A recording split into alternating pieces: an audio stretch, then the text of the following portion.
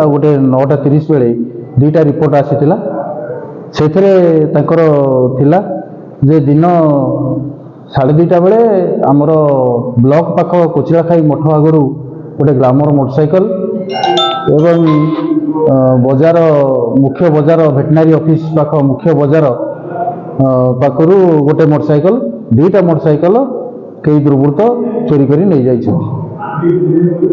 आमे तापरे केस पंजीकृत कलु केस नंबर 12 केस नंबर 13 दुईटा केस पंजीकृत करी आमे तदंत आधार रे प्रथम सीसीटीवी आधार रे आमे देखिया को पाइलु 3 जण दुर्वृत्त गोटे मोटरसाइकल रे आसी मोटरसाइकल चोरी करथिबार दृश्य कैद होईछि।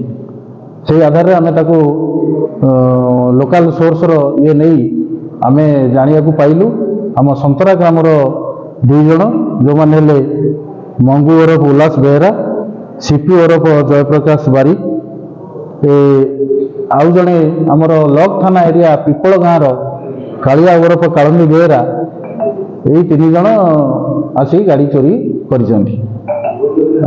आमे आइडेंटिफाई होला परे आमे सेमानक धरिया परे कालिया पाखर गोटे गाड़ी मिलिला जहाँ को आमे जबत कलु तापरे तार स्टेटमेंट अनुसार से गाड़ी नहीं आमर डेराविसी थाना अंडर रे थिबा कुसुनपुर ग्रामर जार नाम स्फूर्तिरंजन जेना ताकू मध्य गोटे मोटरसाइकल देइदेले ता पाखरु जाई से गाड़ी जबत कलु एवं 4 जन को गिरफ्त करा जायछि।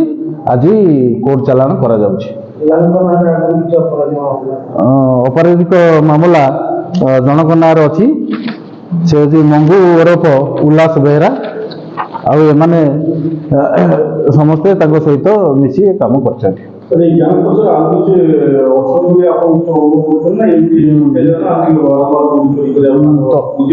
आमर तदंत चली तदंत आज जदि क्या संपृक्त थिबार मिलिबो आमे तांको यथाशीघ्र गिरफ्त करिबो।